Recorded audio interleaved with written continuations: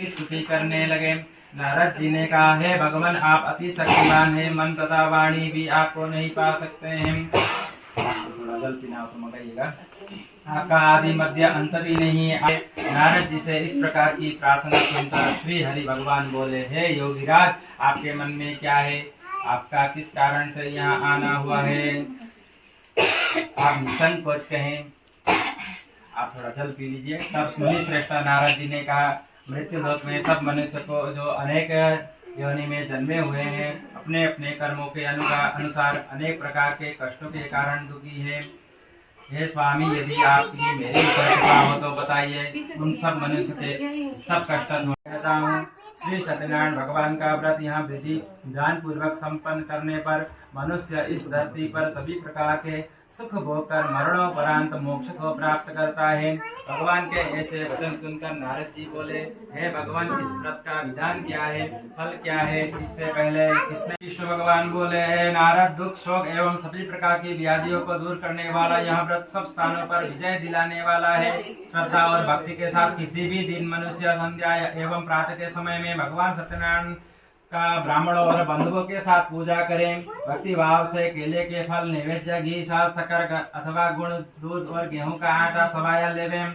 इन सभी को श्रद्धा सहित भगवान श्री सत्यनारायण को अर्पण करें। परिवार सहित ब्राह्मणों को भोजन कराएं। इसके पश्चात ही स्वयं भोजन करें। रात्रि में श्री सत्यनारायण भगवान के भक्ति गीत आदि का आयोजन करें। श्री सत्यनारायण भगवान का स्मरण करते हुए समय व्यतीत करें। इस तरह जो मनुष्य पूजन व्रत करेंगे, उनकी मनोकामना अवश्य ही पूर्ण होगी। विशेष रूप से कलयुग के महीने में उसने एक अति सुंदर कन्या को जन्म दिया। दिनों दिन वह कन्या इस तरह बढ़ने लगी जैसे शुक्ल पक्ष का चंद्रमा एक कला प्रतिदिन बढ़ता है। कन्या का नाम उन्होंने कलावती रखा। एक दिन लीलावती ने मधुर शब्द में अपने पति को याद दिलाया कि पूर्व में आपने जो संकल्प किया था व्रत करने का, वह संकल्प कर लीजिए, आप उसे पूर्ण कीजिए। वैश्य ने कहा, हे प्रिय, मैं कलावती के विवाह पर इस व्रत को करूंगा। इस प्रकार अपनी पत्नी को कहकर वह व्यापार करने बाहर चला गया। इधर कन्या कलावती पिता के घर में बढ़ने लगी। समय व्यतीत होने पर साधु ने सखियों के साथ अपनी वयस्क पुत्री को खेलते हुए देखा तो उसकी कन्या के विवाह की चिंता हुई। तब उसने एक दूत को बुलाकर कहा कि पुत्री के लिए कोई सुयोग्य, अगर हमसे कोई भूल हुई हो तो हम सबका अपराध क्षमा करें। श्री सत्यनारायण भगवान इस व्रत से प्रसन्न हो गए। उन्होंने राजा चंद्रकेतु को पुनः स्वप्न में दर्शन देकर कहा, हे राजन, जिन दो वैश्य को तुमने बंदी बना रखा है, वे निर्दोष हैं, उन्हें प्रातः ही छोड़ दो। उनका सब धन जो तुमने अधिग्रहित किया है लौटा दो, अन्यथा मैं तुम्हारा राज्य, धन, पुत्र आदि सब नष्ट कर दूंगा। राजा से ऐसे वचन भगवान स्वप्न में कहकर अंतर्धान हो गए। दूसरे दिन वो प्रातः काल राजा चंद्रकेतु ने दरबार में सबको अपना स्वप्न सुनाया और सैनिकों के वचन सुनकर वह वैश्य दंडी भगवान के पास पहुंचा और अत्यंत आदि भक्ति भाव से पश्चाताप करते हुए बोला, मैंने जो आपसे असत्य वचन कहे थे उनके लिए मुझे क्षमा करें। ऐसा कहकर वह शोकातुर होने लगा। तो कभी भी मनुष्य को ऐसे तो सत्य वचन ही बोलना चाहिए, झूठ वचन बोलना ही नहीं चाहिए। तो मतलब संसारिक क्रियाक्रम में भले आप झूठ बोलिए, भगवान के मंदिर में, भगवान के स्थान में, घर में झूठ कभी नहीं बोलना, सत्य वचन बोलना चाहिए। तब दंडी भगवान बोले, हे बड़े पुत्र, मेरी आज्ञा से ही बार बार तुझे कष्ट प्राप्त हुआ है, तू मेरी पूजा से विमुख हुआ है। तब उस वैश्य ने कहा, हे भगवान, आपकी माया को ब्रह्मा आदि देवता भी नहीं जान पाते, तब मैं अज्ञानी भला कैसे जान सकता हूँ। आप मुझ पर प्रसन्न होइए, मैं अपनी क्षमता अनुसार आपकी पूजा करूंगा। मेरी रक्षा कीजिए और मेरी नौका को पहले के समान धन से परिपूर्ण कर दीजिए। उसके भक्ति से परिपूर्ण वचन सुनकर श्री सत्यनारायण भगवान प्रसन्न हो गए और उसकी इच्छा अनुसार वर देकर अंतर्धान हो गए। तब दोनों वैश्य ने नाव पर आकर देखा कि नाव धन से परिपूर्ण है। फिर वहाँ विधि विधान से भगवान सत्यनारायण का पूजन कर साथियों सहित अपने घर को चला। तब वह अपने नगर के समीप पहुंचा। तब उसने एक दूत को अपने घर भेजा। दूत ने साधु नामक वैश्य के घर जाकर उसकी पत्नी को नमस्कार किया और कहा, आपके पति और अपने जामाता सहित इस नगर के समीप आ गए हैं। लीलावती और उसकी कन्यावती इस समय इसी प्रकार भगवान का पूजन कर रही थी। दूत का वचन सुनकर साधु की पत्नी ने बड़े हर्ष के साथ सत्यनारायण भगवान का पूजन पूर्ण किया और अपनी पुत्री से कहा, मैं अपने पति के दर्शन को जाती हूँ, तू भी पूजन पूर्ण कर शीघ्र ही आ जाना।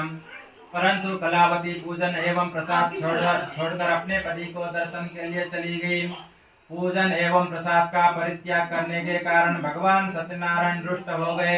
उसके पति को नाव सहित पानी में डुबो दिया। कलावती अपने पति को न पाकर रोती हुई जमीन पर गिर गई। नौका को डूबा हुआ तथा कन्या को रोता हुआ देख साधु नामक वैश्य दुखी होकर बोला, हे प्रभु, मुझसे या मेरे परिवार से अज्ञानतावश जो अपराध हुआ है उसे क्षमा करें। ऐसे वचन सुनकर सत्यदेव भगवान प्रसन्न हो गए। तभी आकाशवाणी हुई, है वैश्य, तेरी पुत्री मेरा प्रसाद छोड़कर आई है, इसलिए इसका पति अदृश्य हुआ है। यदि वहाँ घर जाकर प्रसाद ग्रहण करके लौटे तो उसका पति अवश्य ही मिलेगा।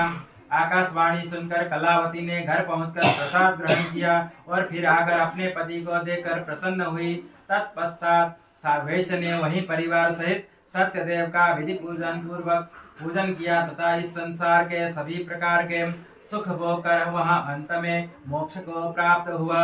स्कंद पुराणे श्रीवाखंडे श्री सत्यनारायण भगवान व्रत कथायां चतुर्दश बोल श्री सत्यनारायण भगवान की जय। ओम नमो भगवते वासुदेवाय।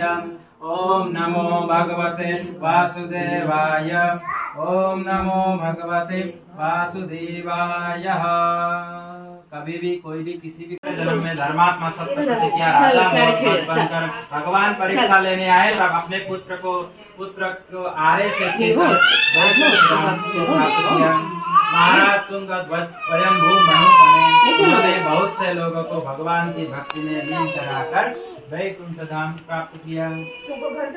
जैसे आपके द्वारा किसी के धर्म के आगे में कोई लगा हो तो आपको भी पुण्य मिलता है। तो यह महाराज तुंगध्वज स्वयंभू मनु बने। उन्होंने क्या किया, पूरे राज्य को ही धर्ममय कर दिया। आगे थोड़ा धर्म बढ़ रहा है, सनातन बढ़ रहा है, तो राम मंदिर हुआ। इसी प्रकार मोदी जी भी धर्ममय है, सनातन को आगे बढ़ा रहे हैं। उसी प्रकार ये राजा ने भी वही किया था कि इसने पूरे राज्य में धर्ममय राज्य को धर्ममय बनाकर वैकुंठ धाम को चले गए। उन्होंने बहुत से लोगों को भगवान की भक्ति में लीन कराकर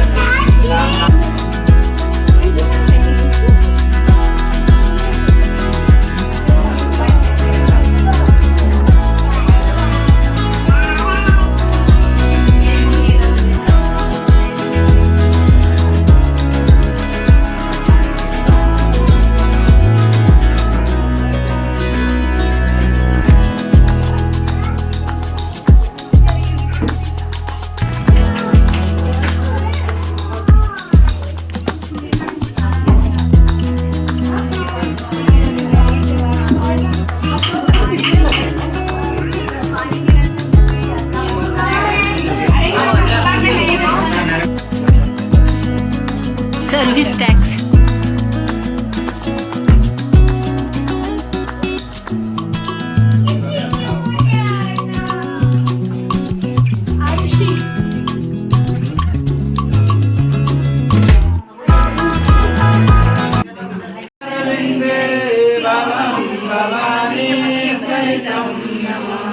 ओम जय लक्ष्मी रमणा स्वामी जय लक्ष्मी रमणा रतन जड़ित सिंहासन अद्भुत छविराजे प्रभु अद्भुत छविराजे नारद करत निरंजन नारद करत निरंजन बनी बाजे।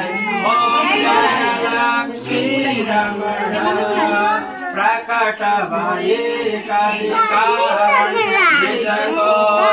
सब लोग आइए। प्रभु बेटे को दरस दियो, बूढ़ो ब्राह्मण बनकर ब्राह्मण बनकर कंचन महल दियो।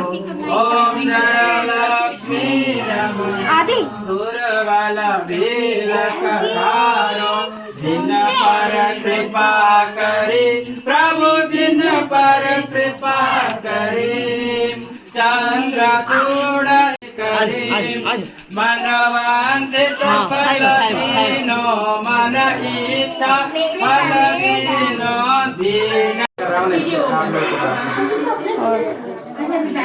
क्षेमाचलमाचल आयुष्मान आरोग्यवान धनवान समृद्धिवान भव। पुष्प चढ़ाइए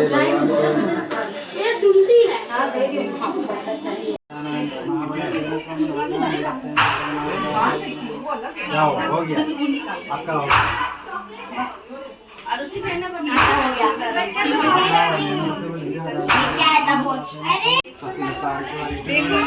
इधर देखो ज्योति। हाँ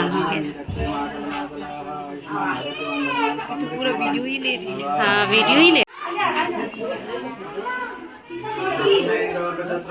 स्वस्ति न भूगा विश्ववेदा स्वस्ति नस्तारक्षणेमि स्वस्ति नो बृहस्पतिर्ददातो येन बद्धो बलिरा दानवेन्द्रो महाबला। उधर देखिए येन त्वं मातलः जमाना फोटो का है।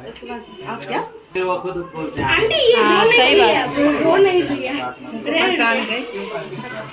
अच्छी बात है, फॉलो कर लेंगे हम लोग भी।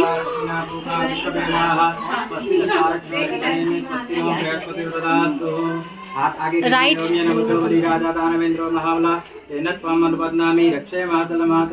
आयुष्मान आरोग्यवान धनवान समृद्धिवान। तो पूरा ब्लॉग ही बना ले रहे लग रहा है।